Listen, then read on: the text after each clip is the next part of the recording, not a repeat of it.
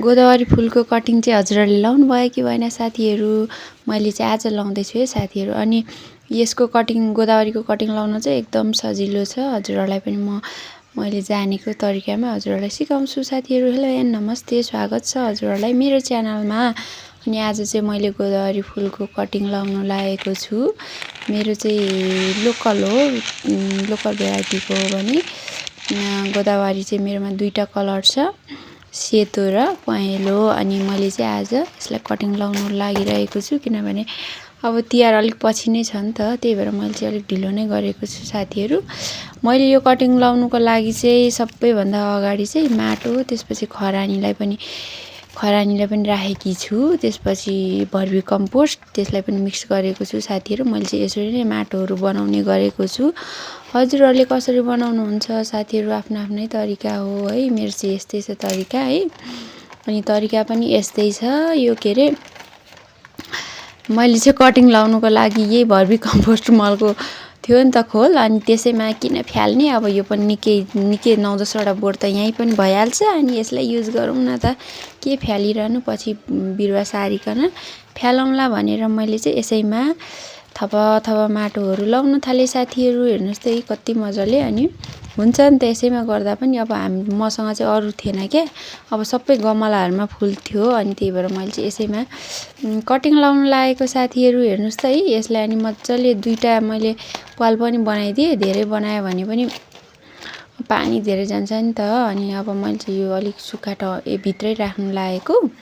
अनि यो सानो पोली ब्याग पनि थियो, मैले एउटा फुल सारेर उब्रेको थियो। अनि यसमा पनि मैले माटो राखिदिएँ साथीहरू मजाले भरिकन। अनि यो यसरी गरेँ। अनि मैले चाहिँ यो दराजबाट अनलाइन सपिङ गरेको थिएँ, त्यही भर्मी कम्पोस्ट मल नै मगाएको थिएँ अस्ति, पहिला नै 3 प्याकेट।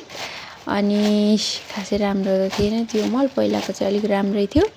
अनि त्यसलाई पनि किन फ्याल्ने, अब मेरोमा अरू भाँडाकुँडा पनि थिएन फुल कटिङ लाउनुको लागि। अनि मैले यसैलाई युज गरेँ। यस्तै युज गर्दा पनि हुन्छ साथीहरू। कटिङ गर्दाखेरि चाहिँ अब गमला नै चाहिन्छ भन्ने पनि छैन साथीहरू। यस्तै घरमा जे छ आफूले त्यही युज गर्दा पनि हुन्छ साथीहरू। मैले चाहिँ त्यस्तै गर्छु। हजुरहरूले कस्तो गर्नुहुन्छ है? म चाहिँ वेस्ट फाल्नु मन लाग्दैन नि त जे कुराहरू पनि। अनि हेर्नुहोस् त है, मजाले यसलाई फोल्ड गरेँ। धेरै लामोमा त धेरै उयो जान्छ नि त, माटो बेसी जान्छ। अनि मेरोमा चाहिँ माटो कम भइसकेको थियो। त्यो गोदावरीको कटिङलाई धेरै माटो पनि चाहिँदैन नि त, फेरि धेरै उयो पनि चाहिँदैन। त्यही भएर मैले चाहिँ यसमै लाउनुलाई तयारी गरेँ साथीहरू। हेर्नुहोस् त, यसलाई मजाले फोल्ड गरिदिएँ, निकै नै फोल्ड गरेँ मैले। अब अनि त्यसपछि ठिक्क माटो लगाइदिएँ यो बटुल गरेर, किनभने माटो कम भइसकेको थियो, सिद्धिसकेको थियो। अब यतिको लागि के बनाउने फेरि भनेर मैले चाहिँ यसैले युज गरेँ साथीहरू, मजाले मिलाएर। अनि यो कटिङ गर्नुभन्दा अगाडि चाहिँ मैले यसरी माटोहरू पहिला रेडी गरेँ क्या। अनि ब्यागबन्दी भरेर माटोहरू पहिला रेडी गरेँ। अनि त्यसपछि मैले चाहिँ अनि यसलाई पनि मैले आज कटिङ गर्नु लाग्दैछु, यसलाई रिपोर्टिङ गरौँ भन्दैछु बिरुवा बनाउनुलाई। अनि हेर्नुहोस् साथीहरू, मेरो चाहिँ यो लोकल भेराइटीमा हो। अनि यति दुईटा कलरमा छ। यसलाई नै मैले चाहिँ कटिङ गरेर मजाले यो पालिको तिहारमा झल्ललललल फुलाउँछु भनेर सोचेको है साथीहरू। अनि हेर्नुहोस् त, यसको चाहिँ फेरि एकदम सजिलो छ क्या। धेरै लामो दुनियाँभरि पनि गर्नु पर्दैन, ठिक्कको टक काटिदियो, एउटा दुईटा हाँगा भइकन। अनि कुनै चाहिँ अब धेरै मेरोमा चाहिँ बोट लामो भएको थियो र मैले तलै पनि काटिदिएँ, अलिक तलै। अनि यो चाहिँ जति काट्यो उति झ्याम्म भएर आउँछ नि त, हामीले यो कटिङ गऱ्यो भने।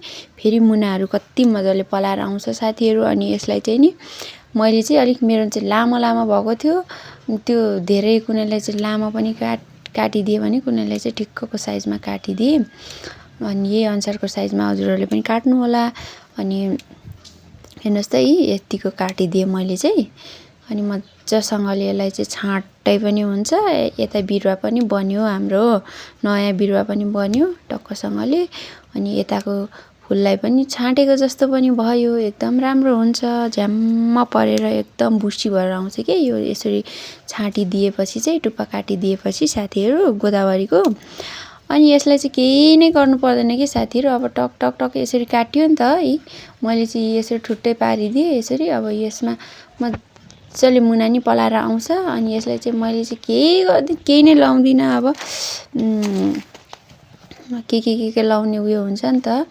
तर मैले चाहिँ यत्तिकै पनि गाडी दिन्छु क्या। यसलाई चाहिँ केही नै चाहिँदैन। टक टक टक गाडी दियो यसलाई। 1-2 वटा त्यो पात फ्यालिकन अनि मजाले गाडी दियो। अनि गाडी दिएपछि यत्तिकै सर्छ कस्तो मजाले। हल्का पानीहरू चाहिँ लगाइराख्नुपर्छ। यसलाई केही नै गर्नु पर्दैन साथीहरू। मजाले सबैभन्दा राम्रो कटिङ गर्नु सजिलो चाहिँ मलाई यो गोदावरी लाग्यो है साथीहरू। अनि मजाले सर्छ। हेर्नुहोस् त मैले चाहिँ फुल पनि कटिङ गर्दै थिएँ, सार्दै थिएँ। पानी पनि छिट्टै सक्यो है। पानी पनि पर्दै थियो साथीहरू। तर पनि मैले अब थाली नै सकेँ। त्यही भएर मैले चाहिँ पानीमा भए पनि मैले यो सबै गरिसक्छु नै। त्यसपछि मात्रै म यो कामलाई बिचमा छोड्दिनँ भनेर साथीहरू मैले चाहिँ गर्दैछु साथीहरू पानीमा भए पनि। अनि हेर्नुहोस् त है कति मजाले यसलाई खाँदी मैले चाहिँ रोपिदिएँ क्या। बाक्लै भए पनि हुन्छ नि त। यसलाई केही फरक पर्दैन। बाक्लै रोप्दा पनि यहाँ नि कति धेरै बिरुवा हुन्छ पछि। मजाले यो 15 दिन 20 दिनमा त एकै अर्को ब्यागमा सार्ने बेला भइहाल्छ साथीहरू। गमलामा सार्ने बेला हुन्छ। अनि मैले चाहिँ अर्कोमा नि खाली ठाउँ भएकोमा सबैतिर भरिदिएँ साथीहरू। सबै ठाउँ गाडिदिएँ। यो थोरै भएकोलाई पनि म अरू कता गमला खाली भएकोमा गाडिदिन्छु भन्दैछु साथीहरू। अनि मेरो चाहिँ फाइनली यस्तो भइसकेको छ साथीहरू। मैले गरिसकेँ। अनि मेरो भिडियो कस्तो लाग्यो हजुरहरूलाई राम्रो लाग्यो भने लाइक कमेन्ट सेयर सब्सक्राइब गर्न चाहिँ नभुल्नु होला। अनि मेरो भिडियो अन्तिमसम्म हेरेर मलाई माया गरिदिनु भएकोमा हजुरहरूलाई धेरै धेरै धन्यवाद साथीहरू। अनि अर्को भिडियोमा भेटौँला भन्दै हस्त नमस्ते बाई बाई।